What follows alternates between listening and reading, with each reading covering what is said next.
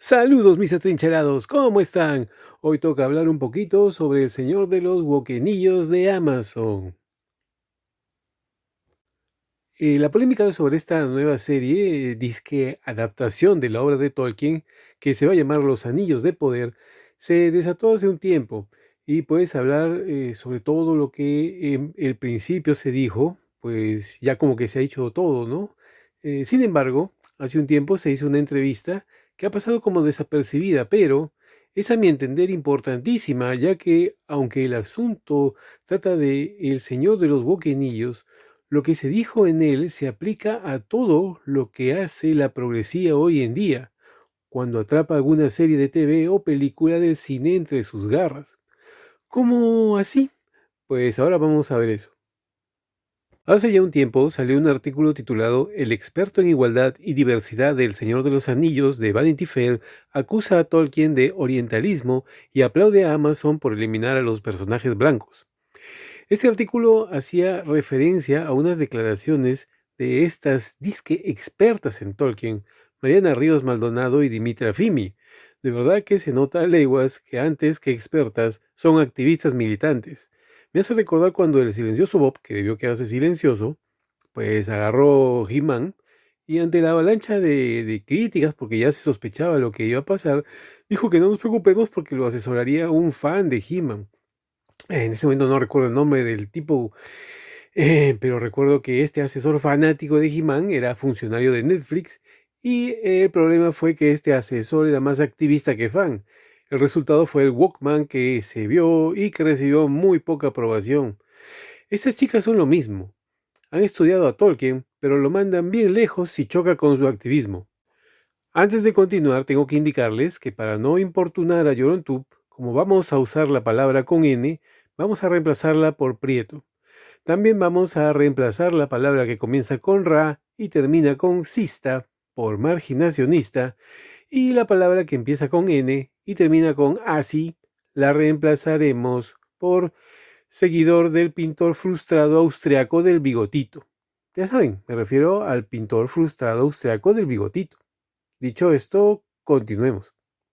Mariana Ríos tiene este título, Oficial de Igualdad y Diversidad del Centro para la Fantasía y lo Fantástico de la Universidad de Glasgow. No sé por qué a ella y a la tal Dimitra me las imagino así, con sus trajes al estilo Mao, con su estrellita roja muy mona y claro, equipadas con el último iPhone. Muy risueñas, pero muy estrictas, buscando obras literarias donde faltan personajes coloridos para seguramente cancelarlas o modificarlas y hacerlas más inclusivas.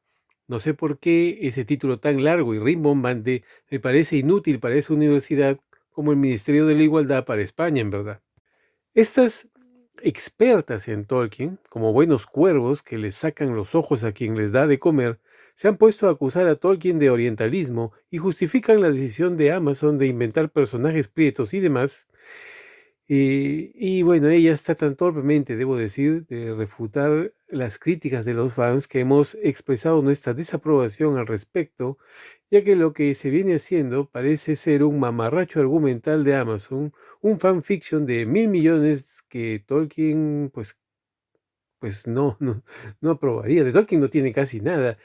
Y bueno, empiezan diciendo esto. Estas son criaturas imaginarias que no siempre se describen claramente en los libros originales.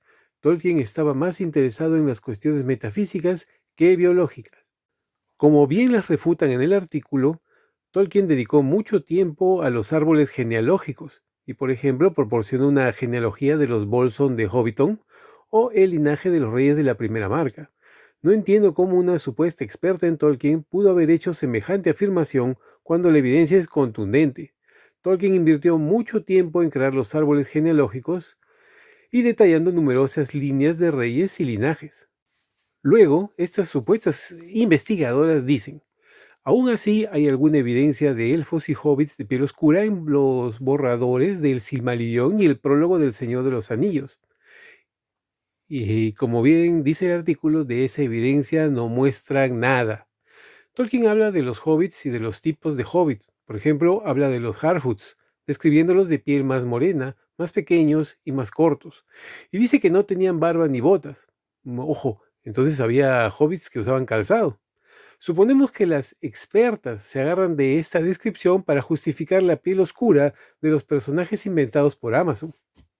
Tenemos que tener en cuenta que la forma de hablar, de describir las cosas, cambia con el paso de los años. En este caso, el marrón también se usó para describir a los individuos de ascendencia mediterránea. En el artículo nos indican que, por ejemplo, en libros como Mitos de Babilonia y Asiria, escrito en 1915 por el escritor escocés Donald Alexander Mackenzie, se describe a los sumerios como los congéneres de los egipcios predinásticos, de la raza mediterránea o marrón. Mackenzie no hablaba de tonos de piel muy oscuros, que digamos. ¿Saben qué es la escala de Fitzpatrick? ¿Qué es eso? ¿Cómo se come? ¿No saben? El siglo pasado, un médico dermatólogo norteamericano que también era profesor de Harvard, de nombre Dr. Thomas Fitzpatrick, clasificó la piel humana según su comportamiento al bronceado, en 6 fototipos cutáneos. Esta clasificación hasta la fecha se sigue usando y dicha clasificación recibe el nombre de escala de Fitzpatrick.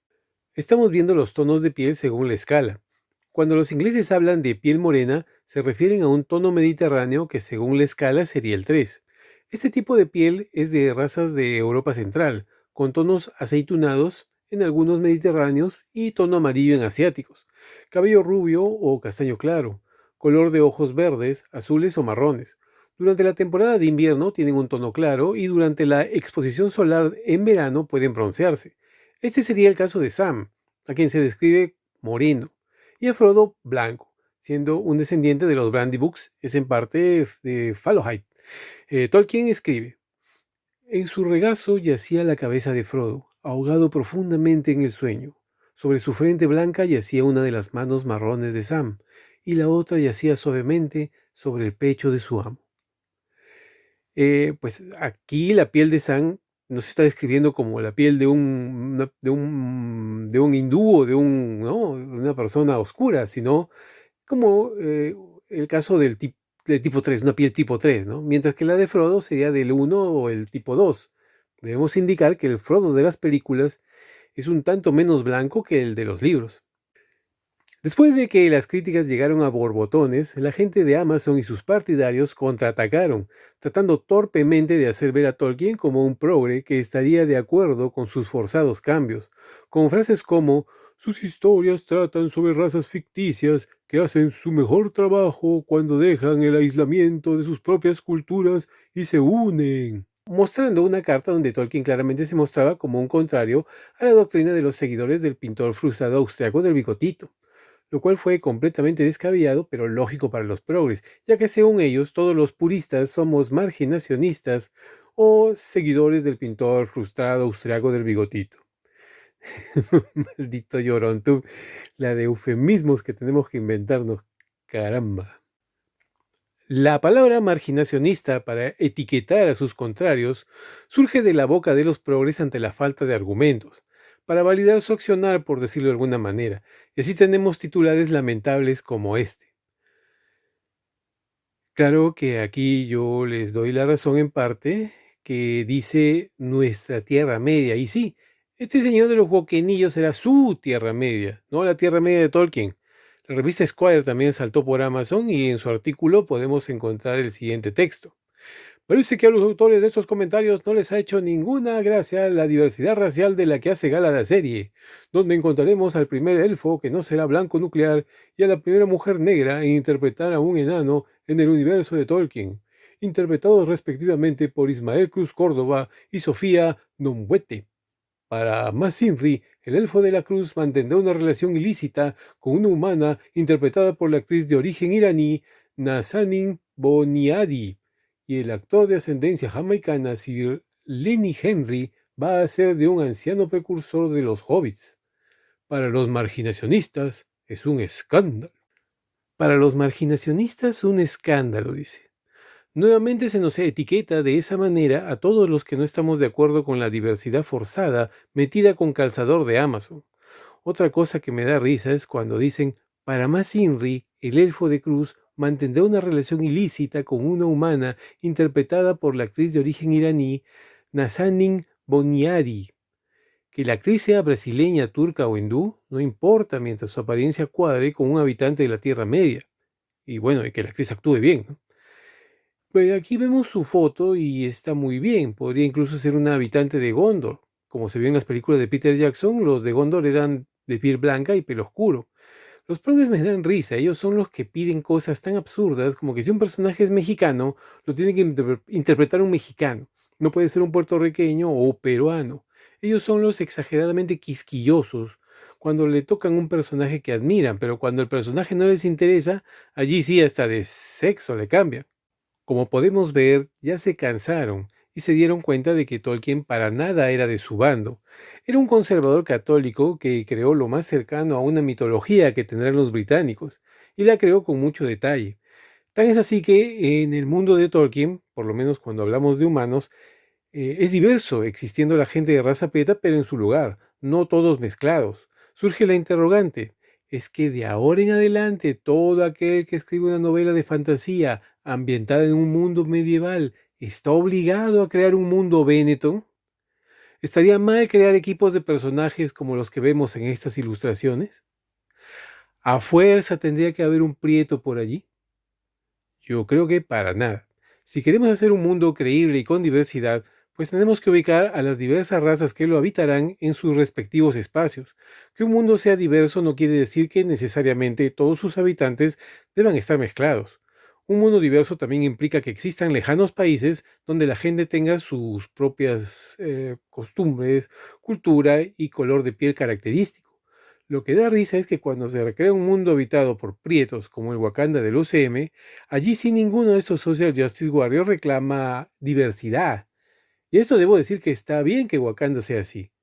Miren esos cosplayers, ¿se imaginan a personas de raza blanca caracterizando a estos personajes? No cuadra, ¿verdad? Pues tampoco cuadra si la cosa es a la inversa, como un Superman preto, por ejemplo. Volviendo al artículo, para terminar de quitarse la careta y mostrar toda su prepotencia, dicen lo siguiente. Incluso si Tolkien hubiera especificado que todos los elfos, enanos y hobbits eran blancos, todavía no importaría. ¿Qué quieren decir con esto? Pues que la obra original les importa un pepino y si quieren meter diversidad a la fuerza y porque sí, lo van a hacer. Esta declaración es la que describe de cuerpo entero a los progres, a los Social Justice Warriors y su movimiento. Ustedes pueden escucharlo justificar su inclusión, argumentando que en ninguna parte de cualquier obra dice que fulano mengano era blanco y cosas así. Pero la verdad es que solo buscan pretextos para su inclusión forzada, que siempre está allí por pura ideología. A ti que no eres progre, pero te parece bien que tengamos personajes de raza prieta donde no debe de haberlos, y lo dejas pasar, pues no te das cuenta que eso forma parte del adoctrinamiento, del lavado de cerebro que la progresía se ha propuesto hacerle a nuestra sociedad. Una vez dicho esto, Tolkien se vuelve un enemigo a quien, al igual que se quiere hacer con J.K. Rowling, se le quiere quitar su obra y reescribirla como a los progres les parece que debería de ser. Yo sé que me van a llamar exagerado, como mínimo, pero para mí el triunfo de la progresía significaría el fin de la cultura. Las expertas siguen y dicen, las adaptaciones son productos culturales originales que pueden imitar, cuestionar, reescribir o interpretar el material de origen de varias maneras. Cada adaptación es un texto nuevo. Es norma que las adaptaciones se tomen algunas licencias en comparación a la obra original, pero tampoco puedes terminar haciendo algo que sea completamente diferente al material del cual estás haciendo la adaptación. Tú podrías comprar los derechos de hacer tu versión de la Comunidad de Ladiño, donde Aragorn sería mujer, que Legolas y Gimli tengan un romance, que Frodo y Sam sean esposos o que Boromir sea un trans. Lo haces, pero esa basura no será Tolkien. Que sea Tolkien, eso es otra cosa. Personalmente pienso que por más adaptación que sea, no puede ser completamente distinta al original, ya que en verdad reescribir la obra de otro en afán de corrección es una falta de respeto, sobre todo cuando se trata de una obra reconocida a nivel mundial. Justo sobre esto que les acabo de decir, ellas dicen, es una oportunidad para actualizar tropos obsoletos e inaceptables y encontrar formas de representar y normalizar personajes no blancos. Acusan a Tolkien de tener tropos obsoletos e inaceptables, y también les parece bien la eliminación de personajes blancos puramente basados en su color de piel. Como bien dicen en el artículo, eso se llama marginacionismo. Pero claro, si es contra el hombre blanco heterosexual, no es marginacionismo, ¿verdad? Luego siguen atacando a Tolkien diciendo, si Amazon debe tener un elenco diverso en este drama, ¿por qué no limitarse a tener actores de color interpretando a los personajes que son de piel oscura en los textos de Tolkien? Pero esto perpetuaría y reforzaría la visión racializada del bien y el mal en la Tierra Media. Visión racializada, es decir, los buenos son los blancos, los malos son los oscuritos. Falso. ¿Acaso ni en el libro ni en las películas hay blancos malos? Pues Saruman y Grima Lengua de Serpiente no eran precisamente prietos. En la película Las Dos Torres vemos cómo Saruman arenga a un grupo de hombres blancos, sucios y mal encarados, diciéndoles que los habitantes de Rohan les robaron las tierras. Estos personajes también salen en uno de los juegos de PC, si mal no recuerdo. Se trata de los hombres de Dunland, los Dulendinos, a quienes Saruman les envía a atacar Rohan. Dicho sea de paso, durante la Guerra del Anillo, lucharon junto a los orcos de Saruman primero en la batalla de los Vados del Isen y luego en la batalla del Abismo de Helm, resultando derrotados allí. Hay una escena en la edición extendida de Las Dos Torres donde vemos al líder de los Dulendinos, Wulf, hacer un juramento de sangre a Saruman. El mundo de Tolkien no fue creado en meses, ni en un par de años, fueron décadas las que se demoró su creador para darle forma. Los dulendinos fueron habitantes originales de las tierras que colonizaron los númenóreanos, y al ser desplazados por ellos siempre hubo rencor, sobre todo contra Rohan, el cual fue aprovechado por Saruman, al igual que hizo Sauron con los Haradrim. Ellos habían tenido siempre rivalidad contra Gondor y Rohan. Por eso fue natural que aceptaran cuando Sauron les ofreció una alianza. No porque fueran malos, sino porque eso les convenía. Afirmar que en el mundo de Tolkien solo los oscuritos representan al mal es tendencioso e impreciso. Estas supuestas expertas dejan mucho que desear. Hace un tiempo, en una entrevista para la Sociedad Tolkien Española, Dimitra Fimi dijo esto. En El Señor de los Anillos, la Tierra Media es un lugar donde diferentes razas y pueblos necesitan unirse y cooperar para triunfar contra lo que, en gran medida, es un enemigo moral. La escena en la que Sam Gamgee contempla a un enemigo muerto, preguntándose si era verdaderamente malvado o simplemente un tipo forzado a ir a la guerra, está muy lejos de demonizar al enemigo o deshumanizar al otro.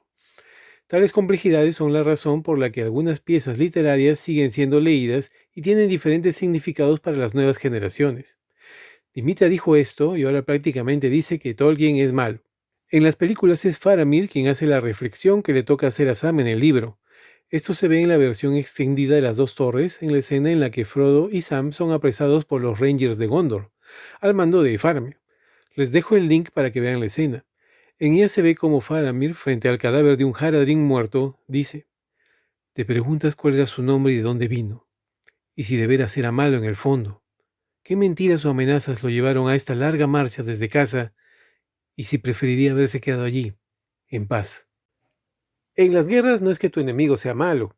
En la Segunda Guerra, ¿todos los soldados alemanes eran malos? Pues claro que no. Un soldado norteamericano veterano de la Segunda Guerra dijo que en otras circunstancias no hubiera tenido problemas en hacer amistad con los alemanes. Es legendario el caso de la tregua de Navidad. 5 meses después de que empezara la Primera Guerra Mundial, soldados de Francia y Alemania dejaron de lado los fusiles y celebraron fiestas. Este incidente es lo que hoy conocemos como la tregua de Navidad. Como dijo Dimitra, de esta manera los Haradrim en El Señor de los Anillos son humanizados.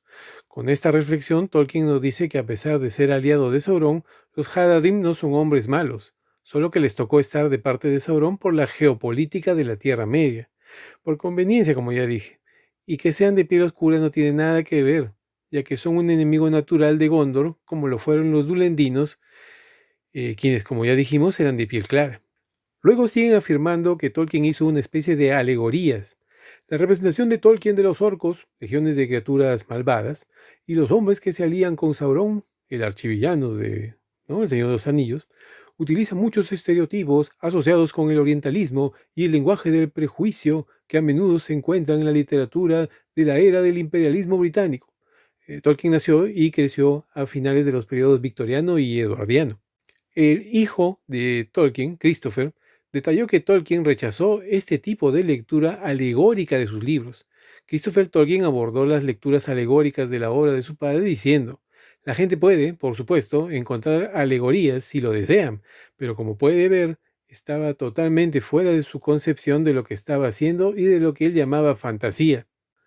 No hubo intención por parte de Tolkien en hacer una representación artística con sentido simbólico de su mundo, es decir, la vida real con el mundo de la Tierra Media.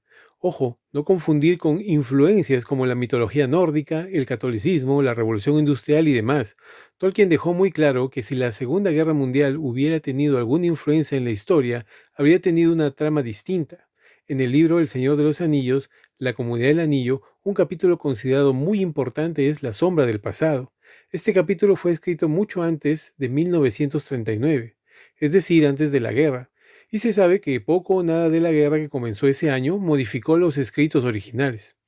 En conclusión, la gente que está a favor de la versión de Amazon ya está reconociendo que Tolkien nunca fue de su bando y que lo más probable es que rechazaría la mayor parte de todo lo visto, y por eso ahora es marginacionista, orientalista, prejuicioso, católico, conservador y machista, casi un tatarabuelo de Donald Trump. Basados en esto, justifican que Amazon haga lo que quiera con sus anillos de poder. No sorprende que estas expertas antepongan su activismo a su rol como estudiosas de la obra de Tolkien, a quien me parece que traicionan miserablemente. Para esto es que la Universidad de Glasgow creó un centro de estudios de la fantasía para estudiar la influencia del género en el cine, la televisión o los videojuegos. Claro que fue para esto. La progresía, interesada en la influencia de la literatura, el cine, televisión, videojuegos y demás, quiere usarlos para lograr sus propósitos. Por eso digo que la cultura está en peligro. Y está en peligro porque nos dirigimos a un mundo donde la creatividad tendrá como único objetivo adoctrinar a la población. ¿Estamos ante la policía del pensamiento acaso? Nuestra libertad de pensamiento está en juego. Esto empieza con la inocente inclusión forzada. No sorprende que 1984 de George Orwell fuera denunciado como un libro ofensivo y perturbador para la corrección política. Que Disney ponga advertencia a sus clásicos porque ahora no son bien vistos por ya saben quiénes. Que cadenas de streaming como HBO cancelen grandes películas de la antigüedad como Lo que el viento se llevó. O que gigantes de la historia de la literatura mundial como Miguel de Cervantes o William Shakespeare sean cancelados. No sorprende. Llámeme exagerado y la verdad espero serlo. Por desgracia creo que el tiempo me dará la razón. El mundo está en guerra, y no me refiero a cierta parte de Europa. Espero que se den cuenta y no se lo tomen a la ligera cuando vean estas cosas, porque detrás de un personaje con color de piel que no cuadra, hay un siniestro objetivo disfrazado de buenismo e inclusión. Espero que se den cuenta, espero que en el futuro adquirir un libro como El Quijote no signifique estar cometiendo un crimen. Y hasta aquí llegamos. Estos fueron mis 2 centavos. Mi humilde opinión, poco inclusiva, misógina, falocentrista y lo que ustedes quieran sobre este asunto. Eso es todo. Si milagrosamente todavía están allí, ya saben, suscríbanse, denle like y compartan. Si deseas, puedes seguirme en Instagram y Twitter. Por ahora, en esas redes solo estaré avisando cuando suba un nuevo video. Nos vemos en la próxima. Me despido desde mi pequeña trinchera. Este es el fin de la comunicación.